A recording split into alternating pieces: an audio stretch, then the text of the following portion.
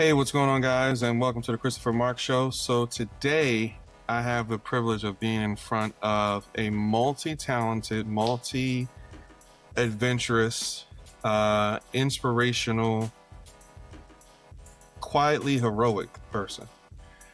Nina, can you tell everybody your full name and what do you do? I'm Nina Swartzlander. I model and I'm also an actor. Okay. And I also have written a book. Okay. So how did you get started in, well, we're going to choose one, in being a model? When I was 13, I was recognized by an agent from Pennsylvania. And at that time I was in a foster home. And with the foster care system, they only allow so many funds. So I wasn't able to pursue it at that time. But I did take advantage of it when I turned 17. Wow. Okay. So what goes into being a model? Like, what is for you, like from your experience, like what is the process like for you?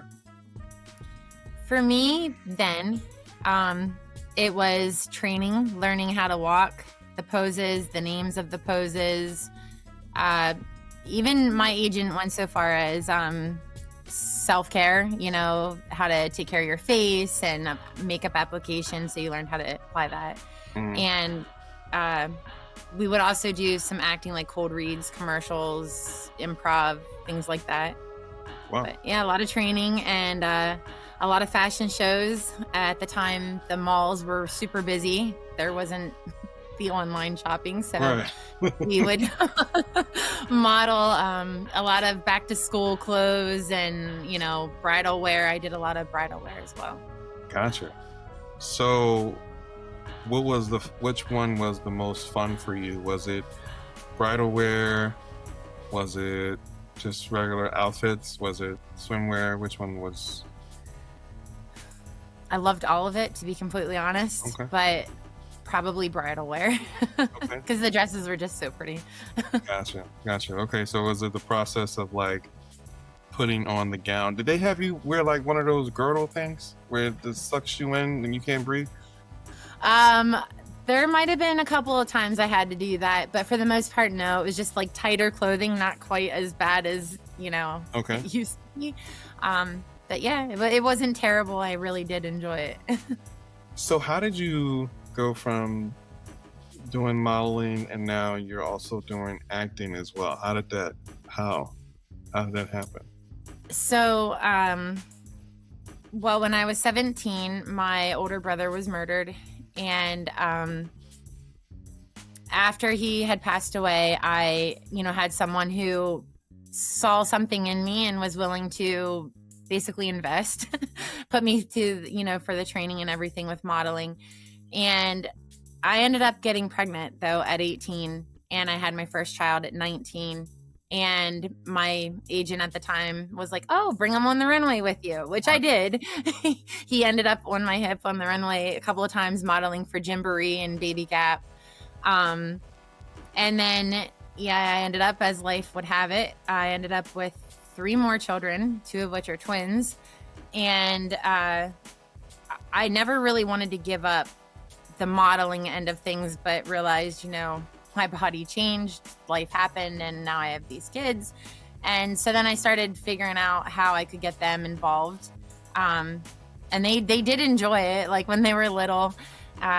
So we would do TV commercials, TV shows, and it was always kind of a bonus, a mom, with a son and daughter, we would get booked. And then I discovered I really liked acting at that point, because I was like, oh, you can be somebody different each time, you know? You get to I love being able to, like, for roles where I get the chance to audition, I love being able to read the script and really try to figure out who the character is and just put that into perspective instead of, just me. It's me, but like I dig into like who I am and my own life experiences to help bring that character to life in each audition, or even some of the roles that I did get, later on. So when do you know how to cry like automatically? I could. It might take me a minute or two. Like I would have to think of something, that pretty traumatic. Okay. So when do you? So I know you get like different roles. Like, I know it's gonna sound weird, but what types of cries do you do? Like, do you know how to do the romantic cry, and then like the drama cry? Like, how do you know which one to give? Well, I've actually never had the privilege Okay. of doing that yet. I mean, I think, but I'm such an emotional person. Like I emotionally connect to everything. Like Right. I could be watching something and it could just be a couple minutes of something so sentimental and it's just got me. And there's tears and, my kids are like, are you crying? Like, I just feel Okay. I don't know if that makes sense, but does. yeah, I'm just an emotional being. Okay. So what was your favorite opportunity as far as acting? Honestly, I've done so much background acting, a lot of featured work on Gotham, Happy Gilmore 2, things like that. And it was fun and all, but being able to have a script and bring a character to life happened for me recently with some student films. And that has to be my favorite because, again, I was able to just be a part of making something and bringing a character to life that someone else had a vision for. Right. So, yeah, it's a student film. There's two. Do you ever think that you'll one day like do your own film or be like a director or producer or something like that? I think that would be awesome. I don't have any plans to do that right at this point. Okay. I don't.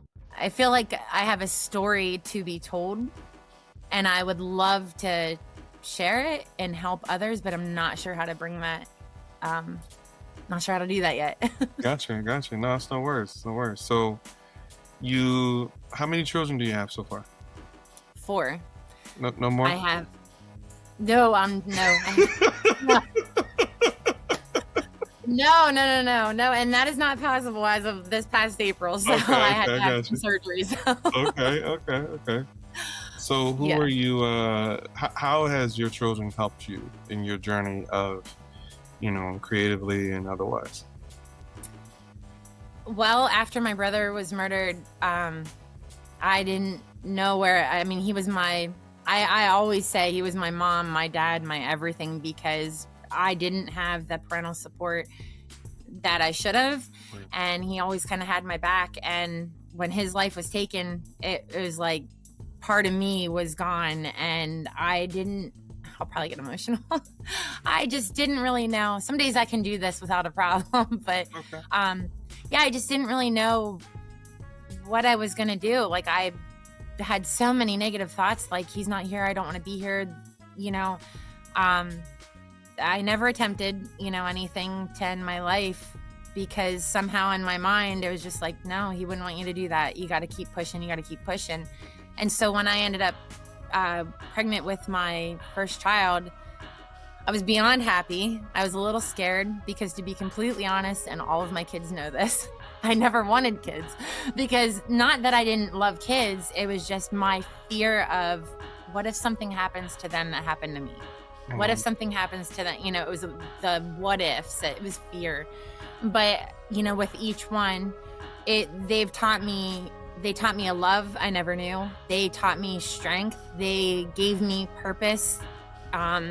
And to be completely honest, when they all left the house within a year ago, I was like, oh my gosh, what am I going to do? I am so lonely. Now what? They were my purpose. They were my reason. And it's like, but the thing is, they're not dead. They're still here. Yeah. Keep pushing and keep, believing. And it was like, I feel like kind of reinventing who I am and what my purpose is, since they've left. But yeah, that's what they have meant to me. They've meant my life. They've meant constant pushing and being the best example of a mom that I could be, and I'm far from perfect, but I mean, they're my world. They're still my world. No, and you know what? I think that's amazing because everyone has a reason behind why they do something, right? Um, and I think that's the most important part. It's like you learn as you grow in your own life. Like you start to see that, okay, you know what's going to ground me, what's going to keep me okay with me, and life just goes like that. And so it's amazing that you were able to have that opportunity to not only raise them, but they were able to give you the love you lost and the love that you needed to help you to grow and be what you're doing now. It's like, it's amazing what you're doing. Yeah, they're best thing that ever happened to me, quite honest. Yeah. So now where you're at now, it's like, do you feel like you've accomplished a lot, or do you feel like you got more to do, or how do you feel? I definitely feel like I've accomplished quite a bit from everything that I've been dealt. But I don't even feel like I'm halfway there. I feel like there's just something inside me that feels like I've got so much more to give. I'm not sure how. I'm still trying to figure that out. But yeah, I definitely don't feel like I'm anywhere near accomplished. I got you. So how does your friends feel about what you do? Like, are they like so surprised that you're in these movies and then this and doing this and doing that? Like, how do they feel? So I have one friend of mine. She actually lives in Key West. I go there a couple times a year to see her.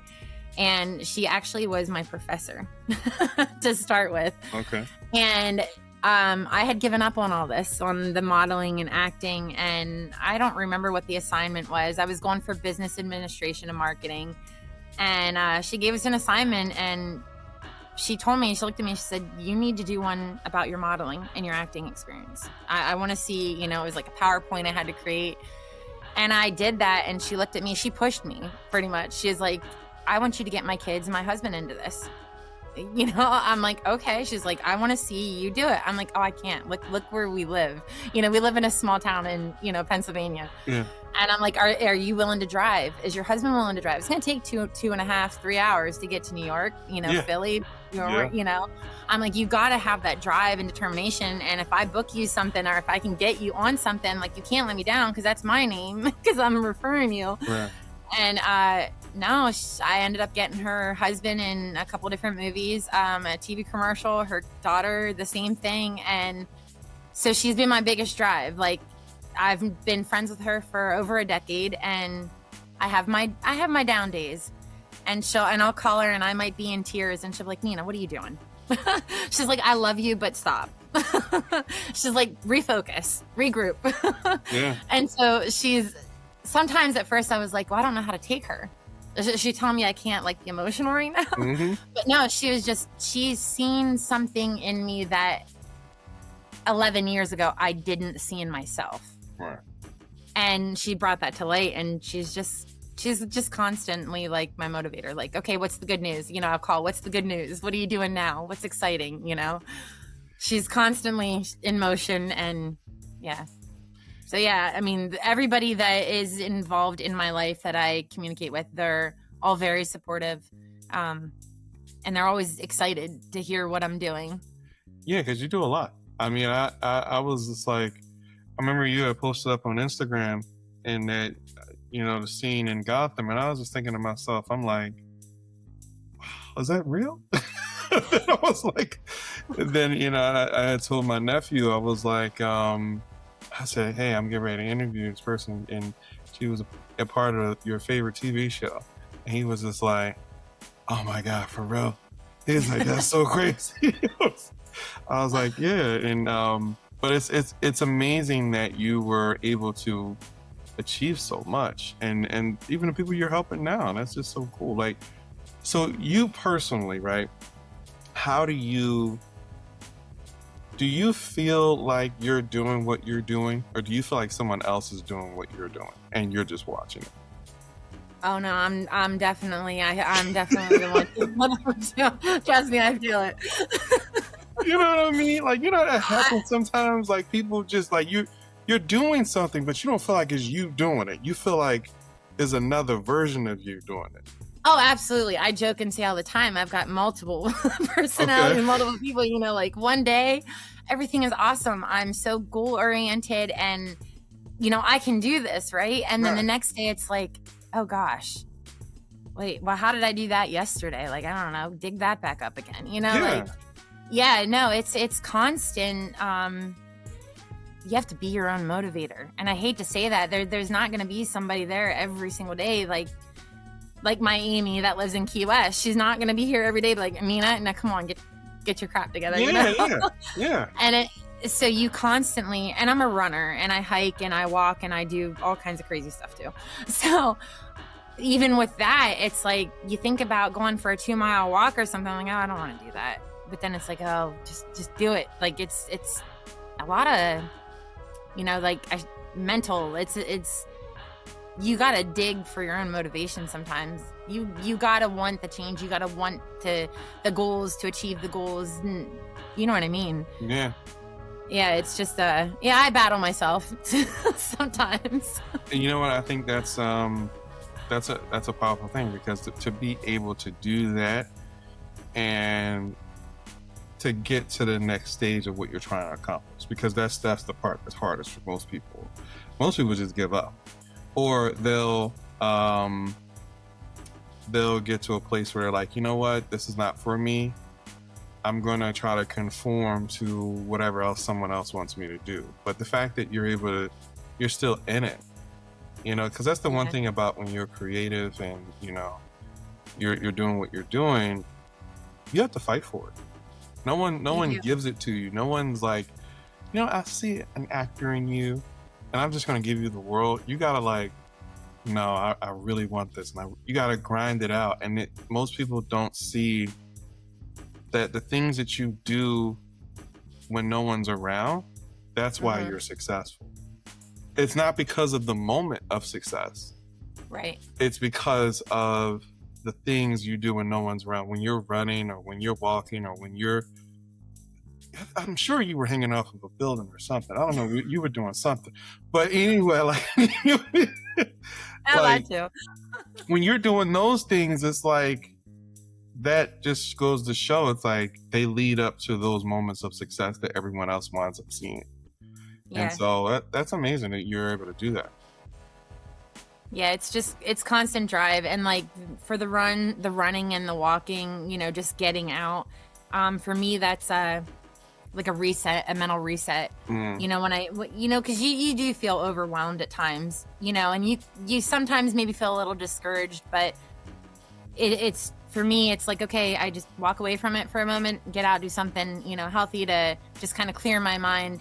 I always joke, if I'm running, I've run half marathons, I'll be like, I don't know why it feels so good to beat myself up physically, but mentally I feel so much better when I'm done. Like, and then it's like, oh, I did that. Okay, I can do this. I, you know, refocus.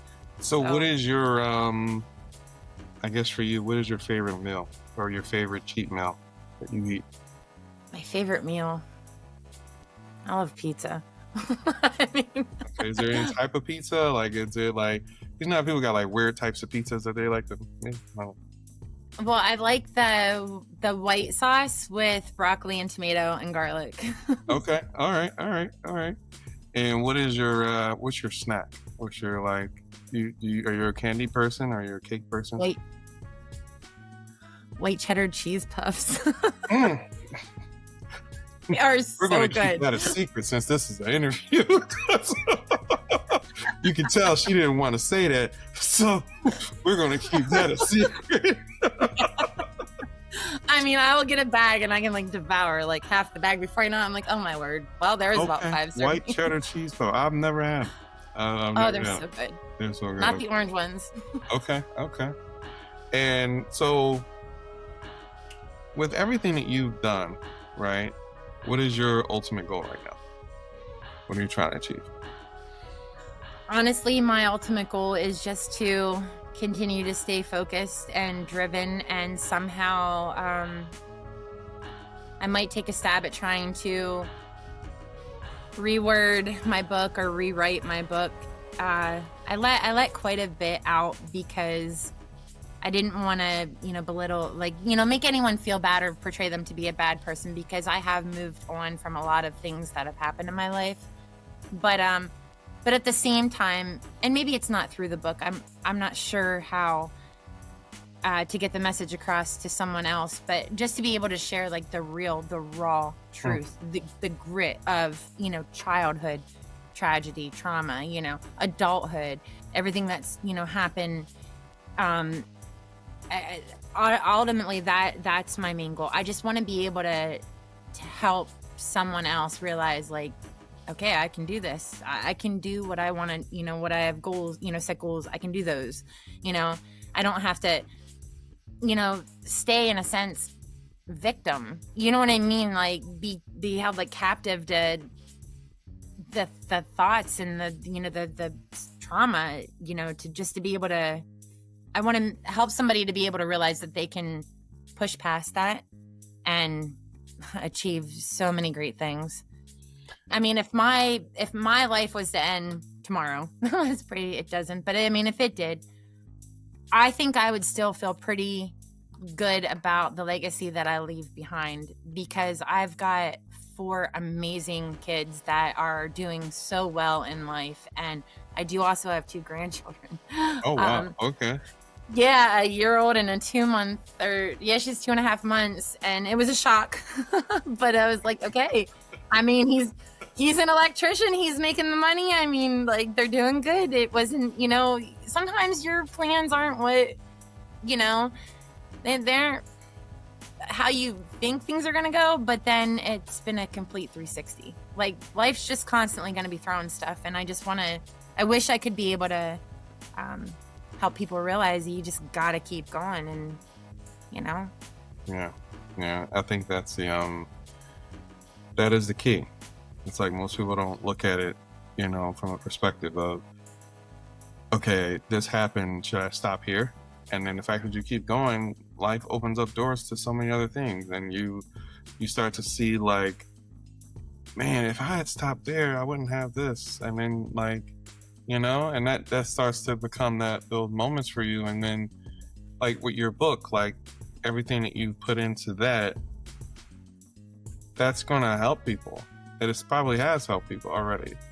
And it's probably going to help people to realize that they're not alone, because we all live inside of ourselves, so we don't know what anyone's going through. But the fact that you're brave enough to let that out and then be like, listen, I've been through this, but this is what I'm doing, da da da da. And the fact that you're using that to inspire so many other people, it's just crazy. It's awesome, man. Yeah, I know that. Also, one thing I had mentioned in my book, when I was around, 9 or 10 years old, I got on a dirt bike. And it did not go well. I ended up running into the side of a shed. And I was like, I will never get on a motorcycle again. My mom I grew up with my mom, having, her husband rode motorcycle. And my mom ended up having a divorce, and she went and she accidentally got her motorcycle license. It showed up as a Class M on her license one time, and I was like, oh boy. Well, my mom took full advantage of that, right, and got herself a Harley, and she rode. And I thought, well, more power to her. I'm never going to be able to do that. Well, when she passed away, I made it a mission of mine while I was working my full-time job. I was like, I'm going to learn how to do this. I took a motorcycle safety course. I learned how to ride. I ended up owning 2 bikes. I just sold one. I still have my Harley, but yeah, so I ride. And it's like, if I can do that from a little girl who like smashed into a shed and was like, oh, this isn't going to happen. Yeah. Like, yeah. I mean, listen, man, I think that when you're doing what you're doing, like, as far as like inspiring people, it's by accident. I don't think it's like a thing that you're like, oh, I'm going to do this to inspire people. You're just doing it to be like, hey, I'm just going to be me. Yeah. And inadvertently, it's like, I'm sure there's someone out there that probably will watch this and be like, she ride a motorcycle? I didn't even know that. Full of surprises. She never told me that. I never knew that. Surprise. Yeah, I mean that's a huge one, you know. But I think, man, that's crazy. So, do you? Let me ask you this: if you ever had the chance to go in the past and talk to the younger version of you, what would you tell yourself? That there are people that care, that I went through sexual abuse and, a form of abandonment by my parents. I even had to testify against the guy who had done that to me, with my mom sitting beside him, because she decided at the last minute she didn't believe me at 10 years old. And, as a kid, I can't even put into words how that feels, but I wish I could go back to little Nina and just be the supportive hand, hug. I understand. I went through this. It's gonna be okay.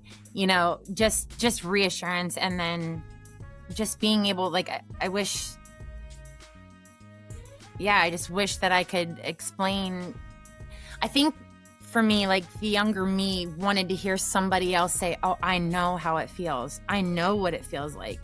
I know you feel gross. I know you feel you did something wrong. I know, but you didn't."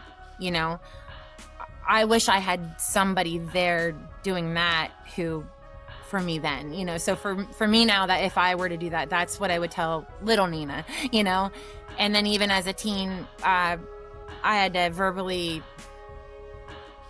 when someone dies, they call you in, and before you can go back to see the person, they ask you a bunch of questions about markings on their body. And the questions were asked, and my parents would look at me, because that's how close my brother and I were, and they didn't know about certain tattoos. And that was hard. And then you get taken back to the hallway, and then in this room is where, the body lays, and my mom wouldn't let me in. But I knew then that, okay, that's my brother. My mom just screamed and cried. And so for that version, to tell that Nina at that age, I felt everything was gone. I felt my world shatter. I sat through all the trials. I watched everything I seen, everything on big posters, photos of, gunshot wound. And I wish, if I could go to that Nina, I would just let her know that it is a pain that will never ever be replaced. Or not replaced. It is someone who will never be replaced. It is a pain that will never go away, but it does get easier to deal with and, manage. And that, that my brother wouldn't have wanted to see me so upset and not wanting to move on with life. Some of the thoughts that little Nina would have, I think I would just have told me then, keep pushing. I know it's hard, but keep pushing, Yeah. Sorry about that. No, you're fine. You're fine, I guess just knowing that, hearing it, 10 years old, 17 years old, and the time gap in between there, I guess just hearing that someone else experienced something similar, or that you weren't, it feels like you're the only one at that time, especially when you don't, you're young and you don't know, and murder, from the area I'm from, that was wait, what? We live in such a small town. It didn't happen here. It happened in Wilkes-Barre, but it still was just a community shock, and I don't know, yeah. You have a lot of strength, and I think that sometimes when people say that, it's always, the fact of being strong after the fact.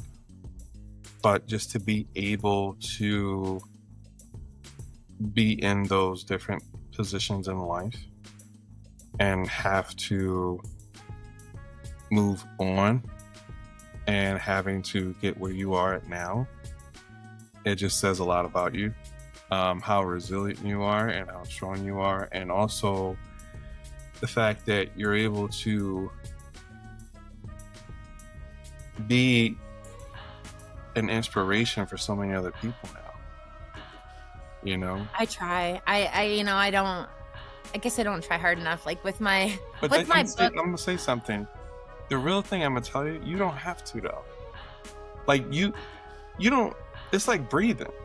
You know, you just breathe. Just breathe for a second. Just breathe for a second. Right? See how easy that was? That's how easy it is for you. Like you don't have to try.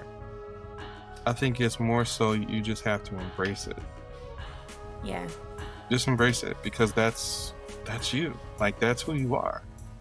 And you know, there are people who either has been through what you've been through, or who don't even know that you've been through all of that, and they're like, I always thought whenever they saw Nina, they'd be like, I always thought that her life was easy. You know, she always seems so happy, and she's always like out here living life and getting opportunities. You know how people are. They'd be like, "Oh, must be nice, right?" Like, Oh yeah, I know. must, Yeah, I know. must be nice, you know. But no one knows that everything that you're getting, you've earned it. You've earned it. And I know sometimes people might say, "Oh, well, I don't deserve the things that are happening to me," like as far as the good things. But it's also the fact that you're in a space to appreciate those things. Yeah. And I think that for some people, like when good things happen for you, it's because you're in that space to appreciate it. You know? Yeah. So I think you're just keep breathing. Just keep breathing. You know, that's all you gotta do. Yeah. For sure. You know? So let me ask you a question. If you could, I guess, an inspirational quote, what is the quote that keeps you motivated? What is the thing that replays over and over again in your mind that keeps you going, that you can tell to someone else?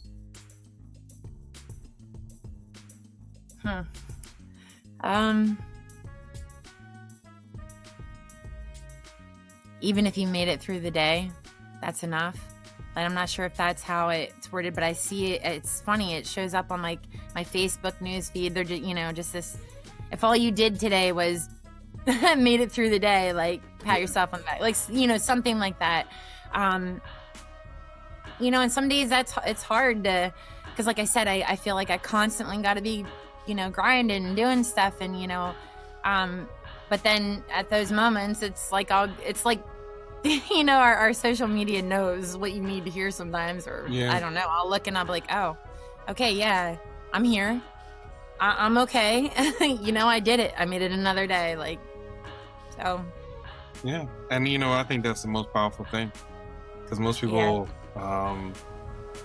we look too far into the future, right? And we get so obsessed with it. Like, oh, I should be here and I'm not there. And I think that what people don't realize is like, all you really have is today. Yep. Right. And so just be okay with that. Like, sit with that. It's okay to just sit with that and to embrace it, Yeah. I always say, I came from nothing. I'm okay with nothing. You know what I mean? I mean, just saying, like, again, when my brother died, it was just, once I became, okay-ish, I was like, okay, what can I do today? What can I accomplish? I just got to keep doing something. I'm not one for, I'll plan, but I'm very spontaneous. Like, I'm so, yeah. I'm just out there. Like, you want to do something? Okay, yeah, I'm available. Let's go. Like, it could be the drop of the dime. Like, yeah, it you can tell, man. I mean, man, like, I think that's the one thing I admire about you and how you and what you do is that you take the time to just enjoy your life. Most people Yeah. get obsessed with their career and what they're doing and things like that, but you take the time to enjoy your life. And I think that helps you to be a better artist, like a better creator in what you do, because you're able to show up authentically. You know, you don't have to like pretend. You can Right. just be like, oh, okay, let me reflect back to this moment I had with this person. I can put that in this movie. You know? Exactly. Yeah. Yeah. So, man, this has been amazing. I think you should be a director though. Okay. So we're going to speak that into existence, right?